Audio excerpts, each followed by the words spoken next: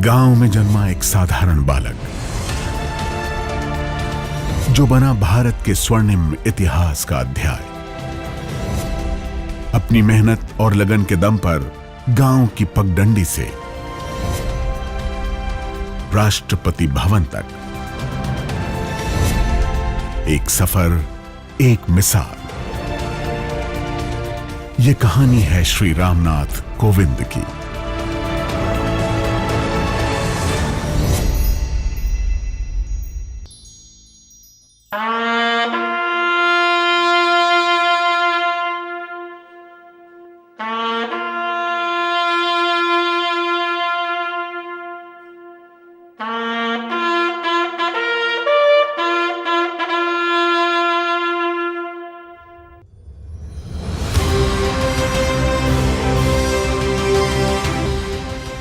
भारत विश्व का सबसे बड़ा लोकतांत्रिक देश और इस महान देश का सबसे बड़ा संवैधानिक पद हर भारतीय का गर्व, गौरव और अभिमान। भारत के प्रथम नागरिक महामहिम राष्ट्रपति।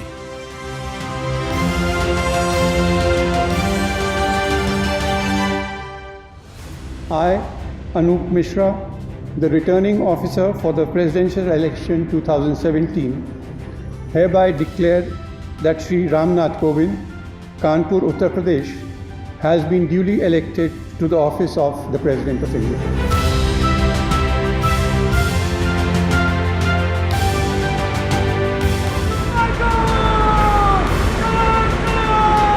बारिश का ये मौसम मुझे बचपन के उन दिनों की याद दिलाता है जब मैं अपने पैतृक गांव में रहा करता था। घर कच्चा था, मिट्टी की दीवारें थी। तेज बारिश के समय फूस की बनी छत पानी रोक नहीं पाती थी। आज देश में ऐसे कितने ही रामनाथ कोविंद होंगे जो इस समय बारिश में भीग रहे होंगे, कहीं खेती कर रहे होंगे, कहीं मजदूरी कर रहे होंगे, शाम को भोजन मिल जाए इसके लिए पसीना बहा रहे होंगे। आज मुझे उनसे कहना है कि परौंख गांव का रामनाथ कोविंद राष्ट्रपति भवन में उन्हीं का प्रतिनिधि बनकर जा रहा है।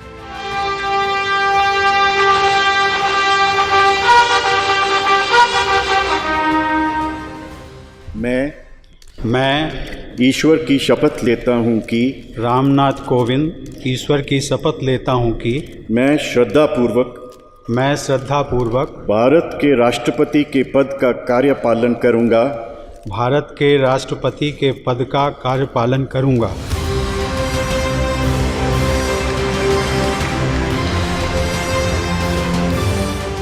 श्री रामनाथ कोविंद, भारत के 14वें राष्ट्रपति।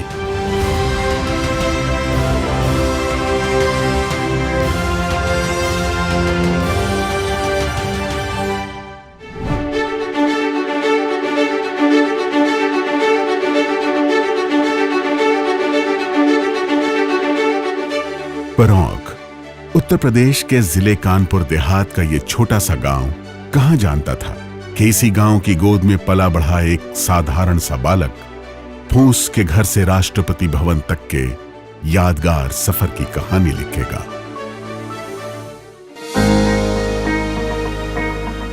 परौंख की यही वो पाठशाला थी जहां बालक रामनाथ ने जिंदगी का पहला सबक सीखा। ये वो दौर था जब देश नया नया आजाद हुआ था। गांव, देहात, शहर सब ने खुली हवा में सांस लेना शुरू किया था। बापू के आंदोलन से हर तरफ देशभक्ति की लहर दौड़ रही थी। भारत की राजनीतिक और सामाजिक व्यवस्थाएं नए सिरे से आकार ले रही थी। बाबा साहब अंबेडकर की अगुवाई में स्वतंत्र भारत ने अपना संविधान तय कर लिया था। बदलाव के बयार तो सब महसूस कर रहे थे, पर यह कोई नहीं जानता था कि यह छोटा सा गांव भी इस बड़े बदलाव का हिस्सा बनेगा। इसी गांव का एक बालक एक दिन देश के सर्वोच्च संवैधानिक पद पर आसीन होगा और भारत के संविधान का सबसे बड़ा सिपाही बनेगा।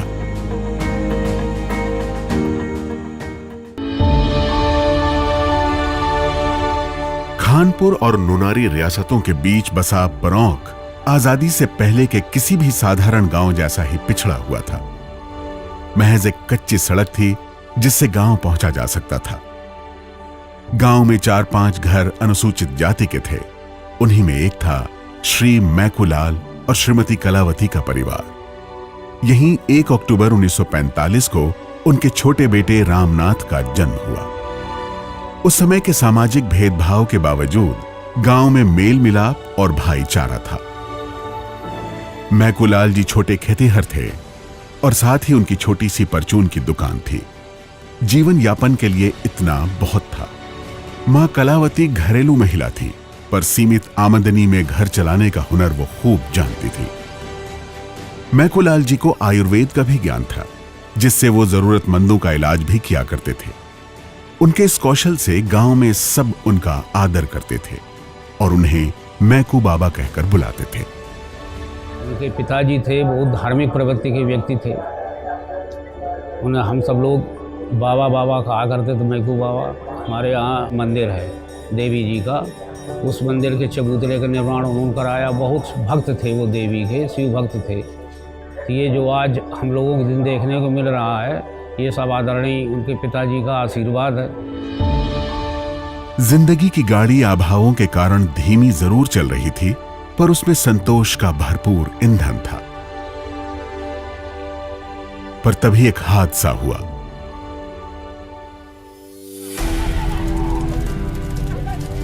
रामनाथ के फूस का घर आग से जलकर राख हो गया। मां कलावती की धुएं में दम घुटने से मृत्यु हो गई। उस हादसे को याद करते हुए रामनाथ के बड़े भाई आज भी भावुक हो जाते हैं। जैसे वो आग थी, वो फिर उसके कुछ निकालने के लिए कुछ अंदर तिजवारी में गई कमरे में और वहाँ निकालने लगी। तब तक फिर ये है ऊपर की जो छत थी वो डाल दी, वो छत के नीचे दब गई, तो धुएं में और छत के नीचे मिट्टी में दब गई और फिर वो मर गई, वो नहीं रही। हाँ, तो उनका सिर्फ वो आग जो है सिर्फ जैसे उन्हीं के लिए लगी थी, यानी जैसे वो मौत हो गई। फिर इसके बाद में रामनाथ इनकी कोई ज़्यादा नहीं थी। उस समय हम भी कोई 6-7 साल के थे, कोई 7-8 साल के, कोई ज़्यादा नहीं थे। ये भी कोई कम उम्र के थे। हाँ, तो माता जी तो खैर कहीं नहीं किया, वो तो वही एक ही थी। जिस वक्त मां गुजरी उस वक्त रामनाथ करीब 5 साल के थे। उन्हें कोई संभालने वाला नहीं था। छोटी सी उम्र में बड़े बड़े संघर्षों से ऐसा रिश्ता बना कि फिर लंबे समय तक नहीं टूटा। लेकिन रामनाथ का हौसला नहीं टूटा। संघर्ष की इन्हीं पथरीली राहों पर राहत भले पलों की तरह उन्हें वो साथी भी मिलते रहे, जिनके साथ से जीने की नई राह निकलती चली गई। परौंख में स्कूल की पढ़ाई महज 5वीं तक थी। आगे की पढ़ाई के लिए गांव से 6 किलोमीटर दूर खानपुर रियासत जाना होता था। रामनाथ का दाखिला उसी स्कूल में करा दिया गया। परौंख से खानपुर रियासत तक जाने आने का रास्ता रामनाथ को रोज पैदल ही तय करना पड़ता था। गरीबी के कारण उनके पास चप्पल जूते भी नहीं थे। गर्मी के दिनों में पैर जलने लगते थे, लिहाजा 6 किलोमीटर का ये रास्ता वो तेज दौड़कर तय किया करते थे। स्कूल में रामनाथ का शुमार एक होनहार छात्र के रूप में होने लगा। मैकूलाल जी ने रामनाथ की प्रतिभा को पहचाना और आगे की पढ़ाई के लिए उन्हें किसी बड़े शहर में भेजने का फैसला किया। अपने इस सपने के लिए उनके पिता ने धन का अभाव आड़े नहीं आने दिया, लिहाजा आगे की पढ़ाई के लिए रामनाथ कानपुर आ गए।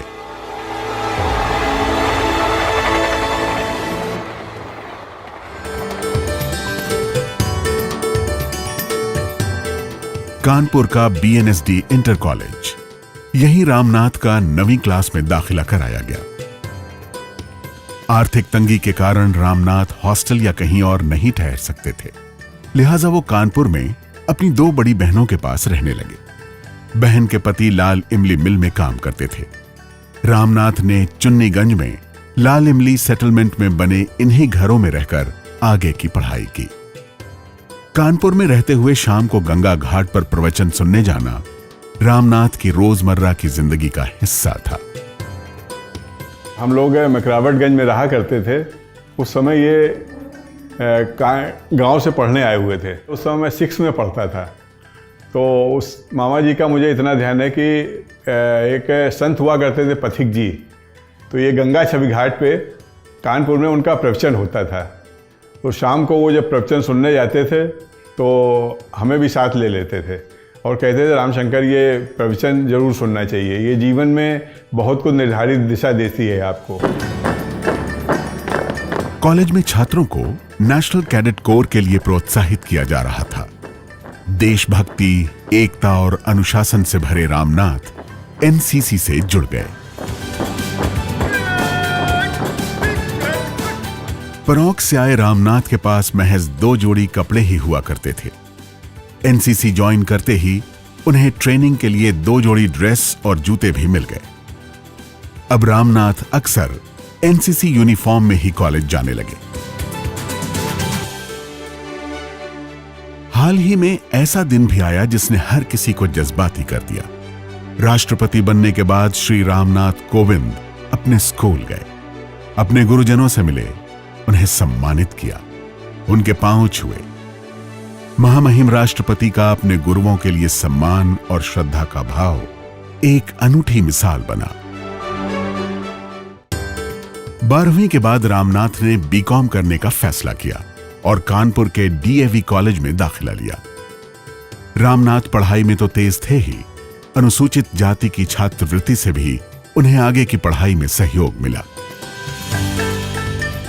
बीकॉम के बाद उन्होंने डीएवी कॉलेज में कानून की पढ़ाई की। कानून की डिग्री के बाद रामनाथ ने सिविल सेवा परीक्षा देने का फैसला किया और दिल्ली चले आए।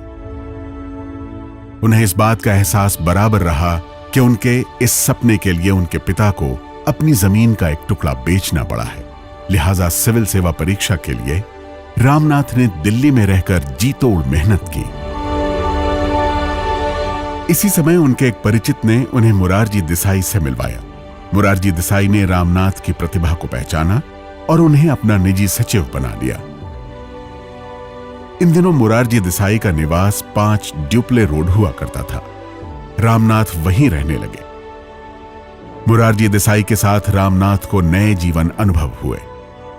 रामनाथ कोविंद आज भी अपने जीवन की सादगी और गांधीवादी विचारों की पाठशाला मोरारजी देसाई को ही मानते हैं।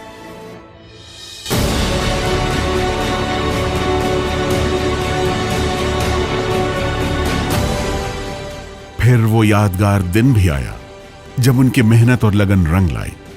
रामनाथ सिविल सेवा परीक्षा में सफल हो गए, पर उन्हें अपने भविष्य की बेहतर संभावना वकालत में दिखाई दी और उन्होंने दिल्ली हाई कोर्ट में प्रैक्टिस करने का फैसला किया। 30 मई 1974 एक नई जिंदगी से जुड़ी जब उनका विवाह सविता जी से हुआ। सविता जी बताती हैं कि रामनाथ जी से उनकी पहली मुलाकात कोली समाज के एक कार्यक्रम में हुई थी। हमारी एक कोली समाज की संस्था है, उसमें हमारा परिवार जाया करता था। समाज सेवा में जुटे हुए थे सब लोग। उसमें कोविंद जी भी आते थे। उनका ये कोली समाज से जो प्रेम भाव मैंने देखा, उसको देख के मैं बहुत इम्प्रेस हुई। मेरे बड़े भाई कैप्टन बलवीर कुमार कोली ने उनसे बहुत हिम्मत जुटा के कोविंद जी से बात की, शादी की और प्रस्ताव रखा, शादी का प्रस्ताव रखा। फिर उसके बाद कोविंद जी का हमारे परिवार में और हमारे परिवार का उनके परिवार में आना जाना शुरू हुआ। मैं कोविंद जी से जब भी मिली, उनको देखा, उनको परिवार में, उनका विनम्र भाव मुझे बहुत अच्छा लगा। मैं इससे बहुत इम्प्रेस हुई कि कितने सादगी भरे इंसान हैं। सविता जी से शादी के बाद रामनाथ की जिंदगी थोड़ी और पटरी पर आई। वकालत जारी रही, पर एक बात थी जो रामनाथ को बराबर खटक रही थी। वकालत के शुरुआती दिनों में एडवोकेट रामनाथ ने देखा कि समाज की मजलूम और गरीब महिलाएं कानूनी जानकारी और धन के अभाव में न्याय से वंचित हैं। लिहाजा उन्होंने ऐसे तमाम जरूरतमंदों को मुफ्त कानूनी सलाह देने का फैसला किया। उनके मुकदमे मुफ्त लड़ने का निश्चय किया। इसी दौरान रामनाथ उस समय के जाने माने एडवोकेट और पूर्व कानून मंत्री ए.के. सेन के संपर्क में आए और थोड़े ही समय में रामनाथ ने वकालत में अपनी एक खास जगह बना ली। दिल्ली हाईकोर्ट में रामनाथ की वकालत समाज में हाशिए पर खड़े लोगों को दी गई मुफ्त कानूनी सहायता के लिए आज भी जानी जाती है। साल 1978, जब Ramnath Kovind advocate on record का इम्तिहान पास कर इनरोल हुए और उन्होंने सुप्रीम कोर्ट में प्रैक्टिस करने का फैसला किया। बाद में वो केंद्र सरकार के स्टैंडिंग काउंसिल भी बने और फिर 1980 से 1993 तक सुप्रीम कोर्ट की वकालत में मसरूफ रहे। एडवोकेट अनिल सोनी बताते हैं कि रामनाथ जी को कोर्ट में सुनना ऐसा होता था जैसे कोई विनम्र व्यक्ति पूरे आदर और इत्मीनान से अपनी बात कह रहा हो। 86 और 87 के बीच में जब पहली दफ़ा मैं सुप्रीम कोर्ट गया देखने, उस टाइम तो केस नहीं था मेरे पास, लेकिन जब कोर्ट में गया तो मैंने कोविंद जी को आर्ग्यूमेंट करते हुए देखा और बड़े सॉफ्ट स्पोकन और बड़े फर्मली अपने व्यू पॉइंट कोर्ट में रख रहे थे। और जब उन्होंने अपनी बहस ख़त्म करी तो कोर्ट ने कहा कि yes, you have taught us law today and we would have exceeded our jurisdiction had you not taught us. तो मुझे बड़ा इम्प्रेसिव लगा कि ये शख्स कौन है।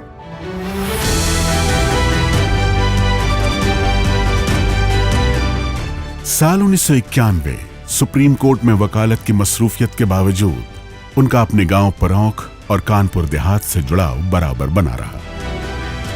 उनकी कानूनी समझ, ईमानदार छवि और जमीनी जुड़ाव की वजह से भारतीय जनता पार्टी ने उन्हें 1991 में घाटमपुर लोकसभा सीट से अपना प्रत्याशी बनाने का फैसला किया। यही वो साल था जहां से रामनाथ कोविंद का राजनीतिक सफर शुरू हुआ। हमको उस चुनाव का प्रभारी बनाया गया। संयोग ऐसा था कि न तो वो इसके पहले कभी चुनाव लड़े थे और न हमने कभी चुनाव लड़ाया था।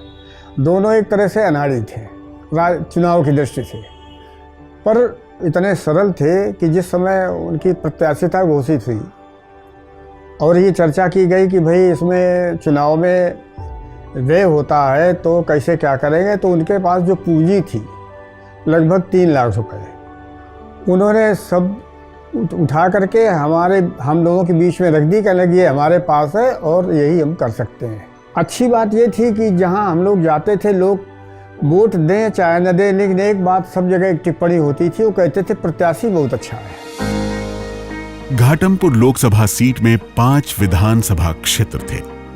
इनमें से 4 में रामनाथ कोविंद को बढ़त हासिल थी, लेकिन पूर्व प्रधानमंत्री विश्वनाथ प्रताप सिंह के प्रभाव वाले एक विधानसभा क्षेत्र में रामनाथ पिछड़ गए और उन्हें चुनाव में हार का सामना करना पड़ा। लेकिन जिंदगी में कभी न हार मानने वाले रामनाथ कोविंद ने जन सरोकार से जुड़ी अपनी राजनीतिक प्रतिबद्धता को बनाए रखा और वो अपनी पूरी संकल्प शक्ति के साथ समाज सेवा में डटे रहे। सामाजिक और राजनीतिक मसरूफियत के बावजूद रामनाथ कोविंद ने अपनी पारिवारिक जिम्मेदारियों को भी बखूबी निभाया। उनकी इन खूबियों को गिनाते हुए सविता जी कहती हैं, कोविंद जी घर के काम काज करने में हमेशा तैयार रहते थे। जैसे मैं कहीं बाहर गई हूँ, बाजार गई हूँ, तो पीछे से बच्चों की देखभाल कर लेते थे और खाना भी बनाने का अगर नौबत आए तो बच्चों को भूखे नहीं रहना पड़ता था। एक तरफ खुद का परिवार और दूसरी तरफ समाज। रामनाथ के राजनीतिक सामाजिक सरोकार के मद्देनजर भारतीय जनता पार्टी ने उन्हें राज्यसभा भेजने का फैसला किया। 1994 में वो पहली बार राज्यसभा के सदस्य बने। राज्यसभा में वो पूरे 2 कार्यकाल तक सदस्य रहे। अपनी 12 साल की राज्यसभा सदस्यता के दौरान वो कई संसदीय समितियों के सदस्य रहे। बतौर राज्यसभा सांसद संसद में अपनी बात बहुत शालीनता और प्रभावी ढंग से कहने के लिए रामनाथ कोविंद को आज भी याद किया जाता है। वो संसद में बहुत ही शालीनता से लेकिन प्रभावी रूप से अपनी बात रखते थे और जो बात देश के वंचित समाज के विषय आते हैं इनके लिए तो बोलते ही थे, लेकिन बाकी देश की समसामयिक परिस्थितियों पर भी वो बहुत ही प्रभावी रूप से अपनी बात कहते थे। और मुझे याद है कि जब भी राज्यसभा में वो अपनी बात कहते थे तो पूरा सदन बहुत ही शांति से उनको सुनता था। साल 2004 में SC/ST आरक्षण पर अनुसूचित जाति, जनजाति और सामान्य वर्ग के बीच सद्भाव पर जो जरूरी बातें रामनाथ कोविंद ने कही, उन्हें राज्यसभा में भरपूर समर्थन मिला। आरक्षण की कभी कभी बात ही आ जाती है, कभी कभी जो समाज से स्वर फूटते हैं उनको लगता है कि शायद ये बहुत, मैं भी मानता हूं। और एक बार मैंने इसी सदन में ये बात कही थी कि let us come across the table, कि जिसको कहा गया था कि संविधान की जब शुरुआत हुई तो 10 वर्षों के लिए आरक्षण बढ़ाया गया। मैडम, वो 10 वर्षों का एक पॉलिटिकल एक्सटेंशन था रिजर्वेशन का, जो कि लोकसभा, विधानसभा और नगर पालिकाओं वगैरह में मिला हुआ है, और वो बढ़ता बढ़ता अभी चला गया। महोदय, जो आरक्षण सेवाओं में है, नौकरियों में है आरक्षण, उसकी किसी भी प्रकार के मियाद नहीं है। लेकिन लोगों को लगता है, इसमें कभी कभी भ्रम हो जाता है कि ये 10 साल का बढ़ा, 20 साल का बढ़ा, लेकिन जो प्रतिशत आरक्षण का प्रतिशत मिलना चाहिए था, जो बेसिक एक तय किया गया था, कि पूरा नहीं हो पाया। आखिर इसमें दोष किसका है? जो लोग मांग रहे हैं उनका दोष है या जो लोग देने वाले हैं उनका दोष है? लेकिन एक सामूहिक जिम्मेदारी को लेकर के यदि देश आगे बढ़े, सरकार इनिशिएटिव ले, तो मुझे लगता है कि वो केवल निजी क्षेत्र की आरक्षण की बात नहीं है, बल्कि इसको एक नए सिरे से सोचना चाहिए कि ये जो बिलो पॉवर्टी लाइन है, अथवा ये जो 30 करोड़ की जनसंख्या है, उसको how to bring that par with us. समस्या वहां पर है। साल 1997 में SC/ST कर्मचारियों के लिए 5 आदेश लाए गए। ये आदेश कर्मचारियों के सेवा नियमों, वरिष्ठता और भर्ती प्रक्रिया से जुड़े थे, लेकिन ये आदेश कर्मचारियों को पसंद नहीं आए। इसके खिलाफ SC/ST कर्मचारियों का जबरदस्त आंदोलन हुआ। तत्कालीन सरकार के कर्मचारी विरोधी इन आदेशों का भारतीय जनता पार्टी ने पुरजोर विरोध किया। सांसद रामनाथ कोविंद ने इस आंदोलन की सड़क से संसद तक अगुवाई की। परिणाम स्वरूप अटल बिहारी वाजपेयी सरकार के कार्यकाल में संविधान का 81वां, 82वां और 85वां संशोधन पारित कर इन आदेशों को रद्द कर दिया गया। सांसद रामनाथ कोविंद के राजनीतिक जीवन की ये एक महत्वपूर्ण उपलब्धि थी। ये DOPT ने 97 में 5 ऐसे ऑफिस मेमोरेंडम थे जो निकाले थे। उनको उनकी वापसी वाला जो पूरा प्रोसेस है, उसमें रामनाथ कोविंद साहब, जो हमारे राष्ट्रपति जी हैं, तब वो MP होते थे, उन्होंने बहुत अहम भूमिका अदा की। और उनके संघर्ष की वजह से या उनके प्रयास की वजह से ही वो ऑफिस मेमोरेंडम वापस हो सके। और बाद में उन्होंने जो मेहनत की उसकी वजह से ही 3 अमेंडमेंट हुए। राज्यसभा के अपने 12 साल के कार्यकाल में रामनाथ कोविंद ने संसदीय दल के सदस्य के तौर पर कई देशों का दौरा किया। इनमें सबसे चर्चित दौरा साल 2003 में संयुक्त राष्ट्र संघ का था, जहां उन्होंने संसदीय दल की अगुवाई करते हुए संयुक्त राष्ट्र में बाल अधिकार के विशेष सत्र की रिपोर्ट पर अपने विचार रखे। रामनाथ कोविंद को अब भारतीय जनता पार्टी के वरिष्ठ नेता के तौर पर पहचाना जाने लगा था। पार्टी ने उन्हें कई खास जिम्मेदारियां सौंपी। वो भारतीय जनता पार्टी के राष्ट्रीय अनुसूचित जाति मोर्चा के अध्यक्ष बनाए गए। पार्टी के राष्ट्रीय प्रवक्ता भी रहे। साथ ही उन्होंने लंबे समय तक कोली समाज का नेतृत्व किया। अब पार्टी की ओर से राज्य तथा राष्ट्रीय स्तर के चुनाव प्रचार में भी उनकी महत्वपूर्ण भूमिका तय की जाने लगी। साल 2015 श्री रामनाथ कोविंद को बिहार का राज्यपाल बनाया गया। अपने कार्यकाल के दौरान रामनाथ कोविंद ने बिहार की शिक्षा व्यवस्था को दुरुस्त करने का बीड़ा उठाया। उन्होंने विश्वविद्यालयों के कुलपतियों की नियुक्तियों को पारदर्शी बनाया। राज्यपाल रामनाथ कोविंद का कार्यकाल बिहार की शिक्षा व्यवस्था को दुरुस्त करने के लिए हमेशा याद किया जाएगा।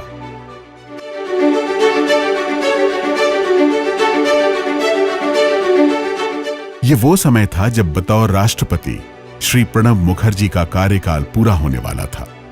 देश को अपने नए राष्ट्रपति की तलाश थी। तभी एक दिन पटना राज्य भवन में राज्यपाल श्री रामनाथ कोविंद के लिए दिल्ली से फोन आया। उन्हें राष्ट्रीय जनतांत्रिक गठबंधन की ओर से राष्ट्रपति चुनाव के उम्मीदवार बनाए जाने की सूचना दी गई। राष्ट्रपति पद के चुनाव में NDA के प्रत्याशी के रूप में आज श्री रामनाथ कोविंद गवर्नर बिहार का नाम तय किया गया है। सत्तारूढ़ गठबंधन की ओर से राष्ट्रपति पद का उम्मीदवार होना अपने आप में इस बात का प्रमाण था कि अब श्री रामनाथ कोविंद ही भारत के 14वें राष्ट्रपति होंगे। बावजूद इसके रामनाथ कोविंद ने राष्ट्रपति चुनाव से पहले सभी दलों से समर्थन का आग्रह किया।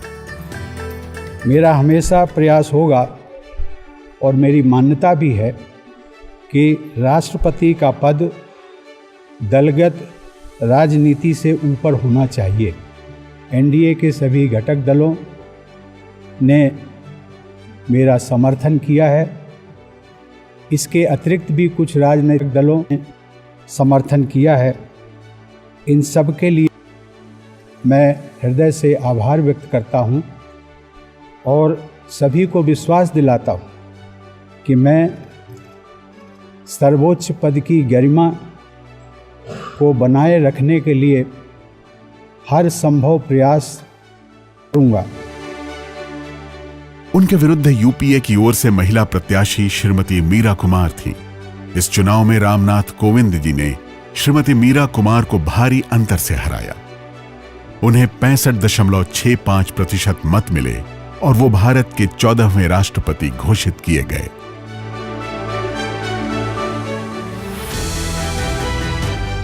श्री रामनाथ कोविंद ने राष्ट्रपति पद की सर्वोच्च परंपरा और गरिमा का पूरी निष्ठा से निर्वहन किया। सामाजिक और संवैधानिक दायित्वों के लिए नए प्रतिमान गढ़े। उनके कार्यकाल में देश में 5 गणतंत्र दिवस समारोह आयोजित हुए। साल 2018 की परेड में राजपथ उन भावुक पलों का गवाह भी बना जब देश के एक वीर सपूत को मरणोपरांत अशोक चक्र प्रदान करते हुए राष्ट्रपति की आंखें नम हो गईं। कॉर्पोरल ज्योति प्रकाश निराला की पत्नी श्रीमती सुषमा नंद, साथ में है उनकी माताजी। साल 2022 आजादी के अमृत महोत्सव की परेड तब यादगार बन गई जब बीएसएफ के सीमा वाहिनी के नारी शक्ति प्रदर्शन ने राजपथ को अपने पूरे जोश से भर दिया। इसी परेड में राष्ट्रपति के अंगरक्षक बेड़े में शामिल खास घोड़ा विराट भी सेवानिवृत्त हुआ।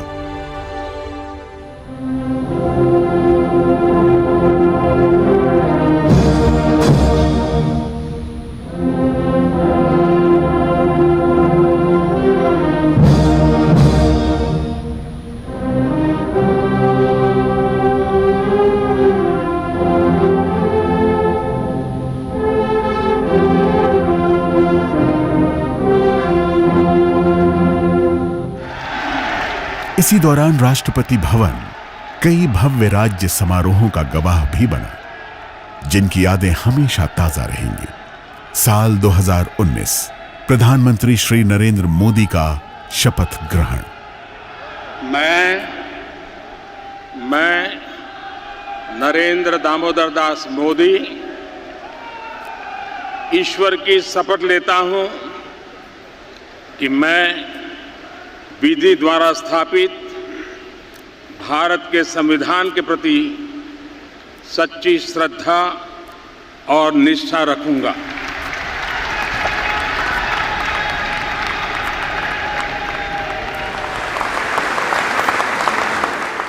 अपने कार्यकाल में महामहिम राष्ट्रपति श्री रामनाथ कोविंद ने अपने हाथों भारत के 500 विशिष्ट नागरिकों को उनके व्यक्तिगत गुणों के सम्मानार्थ पद्मश्री प्रदान किए।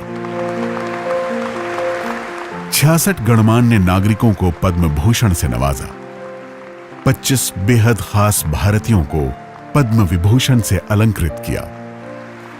श्री प्रणब मुखर्जी को भारत रत्न से अलंकृत किया।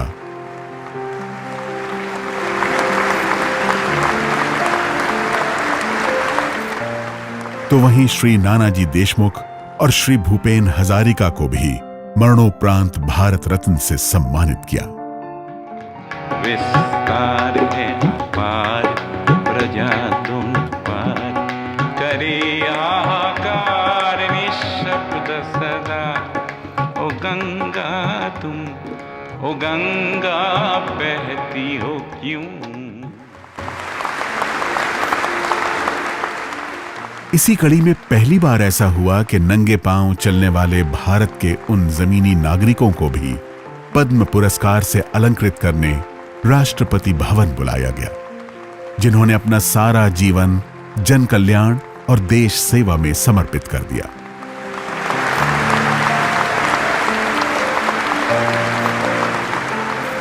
राष्ट्रपति भवन उन उदार क्षणों का साक्षी भी बना जब राष्ट्रपति श्री रामनाथ कोविंद ने अपने प्रोटोकॉल से बाहर आकर पद्म पुरस्कार पाने वालों को व्यक्तिगत आदर दिया। भारत के पहले chief of defence staff general Bipin Rawat को परम विशिष्ट सेवा मेडल प्रदान किया। विंग कमांडर वर्धमान अभिनंदन को वीर चक्र दिया।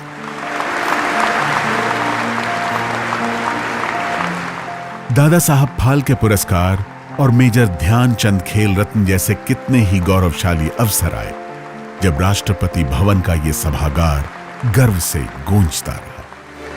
I, दीपक मिश्रा, राष्ट्रपति श्री रामनाथ कोविंद देश के ऐसे पहले राष्ट्रपति रहे जिनके कार्यकाल में 4 मुख्य न्यायाधीशों ने शपथ ली। I, नूतलपाटी Venkataraman, do swear in the name of God.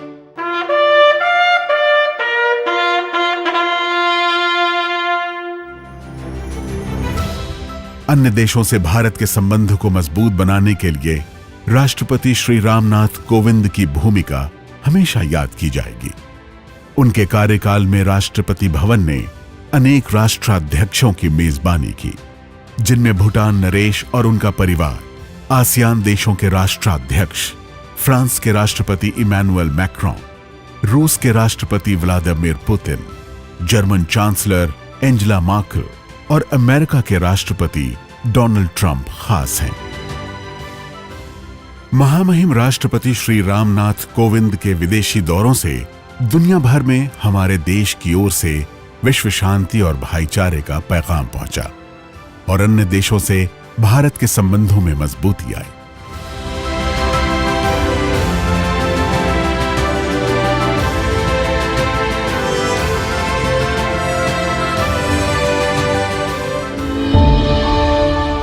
इसी कड़ी में उनका सूरीनाम दौरा खास रहा, जब इतिहास में पहली बार 2 देशों के राष्ट्राध्यक्षों ने एक साथ योगाभ्यास किया। राष्ट्रपति रामनाथ कोविंद के विदेशी दौरों में 12 से अधिक देश तो ऐसे हैं जहां पहली बार किसी भारतीय राष्ट्रपति ने यात्रा की।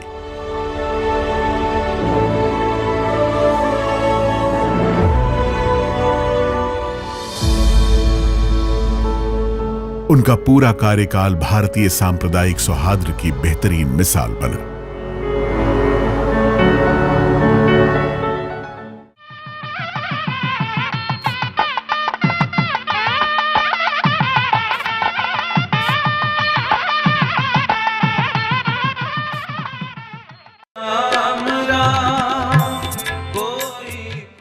सर्वधर्म संभाव की भारतीय परंपरा के तहत राष्ट्रपति रामनाथ कोविंद ने पूरे मन और समर्पण से सभी धर्म स्थलों में अपनी आस्था जाहिर की।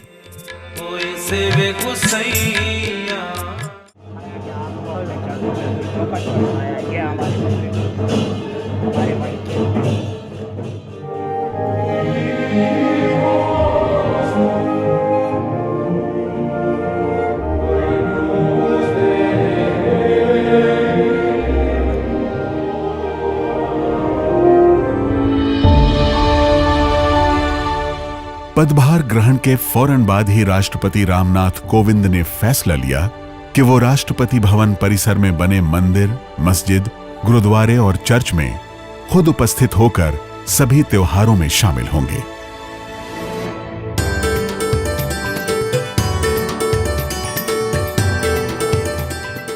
अपने कार्यकाल के दौरान राष्ट्रपति श्री रामनाथ कोविंद ने उत्तर से दक्षिण और पश्चिम से पूर्व के राज्यों का दौरा किया और आम देशवासियों से मुलाकात की।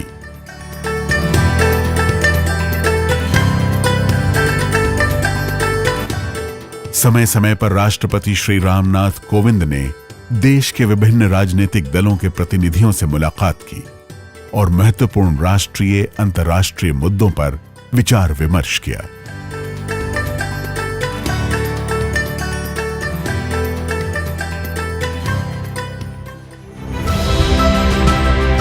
सेना के सर्वोच्च कमांडर के तौर पर राष्ट्रपति श्री रामनाथ कोविंद ने देश के अलग अलग हिस्सों में सेना के 3 अंगों का निरीक्षण किया और उनकी कार्यप्रणाली को करीब से जाना।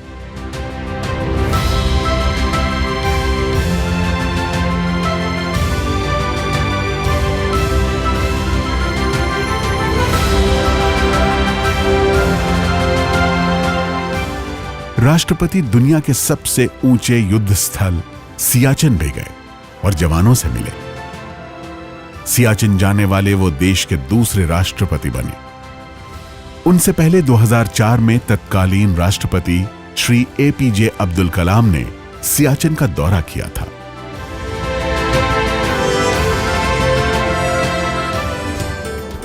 शिक्षा के प्रति राष्ट्रपति का खास लगाव रहा। यही कारण था कि स्कूली छात्रों से लेकर उच्च शिक्षण स्थानों के छात्रों तक उनका संवाद बराबर बना रहा।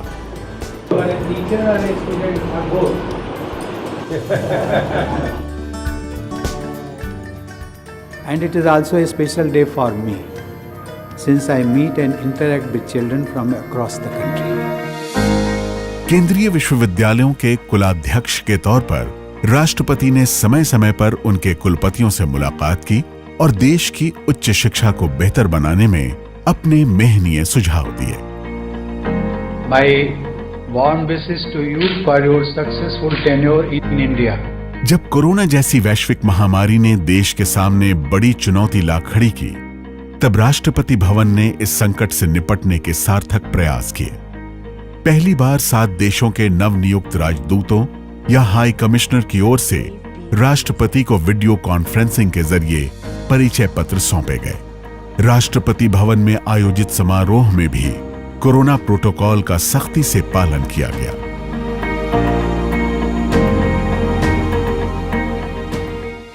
राष्ट्रपति श्री रामनाथ कोविंद की ओर से उत्तर प्रदेश, बिहार और असम में बाढ़ और कोरोना प्रभावित लोगों के लिए राहत सामग्री भेजी गई।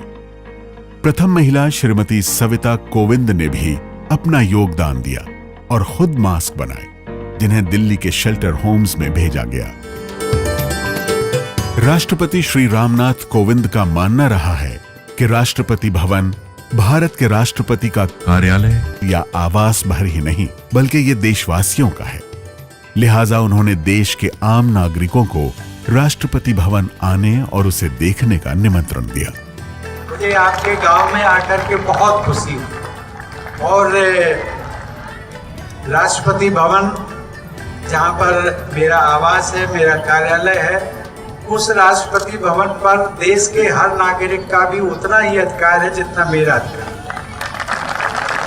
इसलिए मैं आमंत्रित भी करता हूं कि जब कभी मौका मिले तो राष्ट्रपति भवन जो कि देश की धरोहर है उसको एक बार देखिए। राष्ट्रपति बनने के बाद श्री रामनाथ कोविंद ने पहली बार कानपुर देहात का दौरा और ट्रेन से यात्रा करने का फैसला किया। इस तरह वो उन स्थानों पर रुके और लोगों से मिल सके जहां उन्होंने अपने संघर्ष के शुरुआती दिन बिताए थे।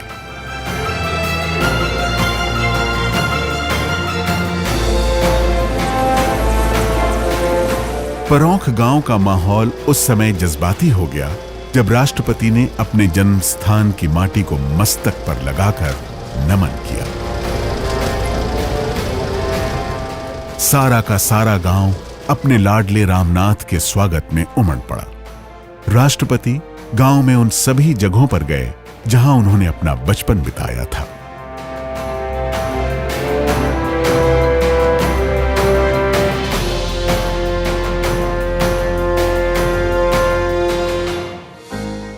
परौंख की पगडंडियां तब एक बार फिर अपने भाग्य पर इतराने लगी जब भारत के प्रधानमंत्री श्री नरेंद्र मोदी राष्ट्रपति श्री रामनाथ कोविंद के गांव पहुंचे। यह एक ऐतिहासिक क्षण था जब देश के किसी राष्ट्रपति की जन्मभूमि पर मौजूदा वक्त के प्रधानमंत्री और राष्ट्रपति दोनों मौजूद थे। प्रधानमंत्री श्री नरेंद्र मोदी ने परौंख के संस्कारों के साथ साथ राष्ट्रपति को भी प्रणाम किया। साथियों, परौंख की मिट्टी से राष्ट्रपति जी को जो संस्कार मिले हैं उसकी साक्षी आज दुनिया बन रही है। और मैं आज देख रहा था कि एक तरफ संविधान, दूसरी तरफ संस्कार, और आज गांव में राष्ट्रपति जी ने मुझे आज हैरान कर दिया। वे स्वयं हेलीपैड पर रिसीव करने आए। मैं बड़ी शर्मिंदगी महसूस कर रहा था। मैंने कहा, राष्ट्रपति जी आपने मेरे साथ अन्याय कर दिया आज। तो उन्होंने सहज रूप से कहा कि संविधान की मर्यादाओं का पालन तो मैं करता हूं, लेकिन कभी कभी संस्कार की भी अपनी ताकत होती है। आज आप मेरे गांव में आए हैं, मैं यहां पर अतिथि का सत्कार करने के लिए आया हूं। अतिथि देवो भव के संस्कार भारत में किस प्रकार से हमारी रगों में पहुंचे हैं, उसका उत्तम उदाहरण आज राष्ट्रपति जी ने प्रस्तुत किया। मैं राष्ट्रपति जी को आदरपूर्वक प्रणाम करता हूं।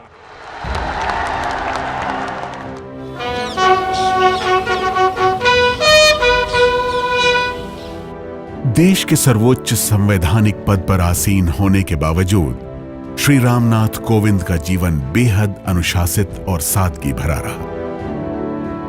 जब भी उनसे मिलिए तो लगता है कि सादगी और विनम्रता खुद रूबरू है।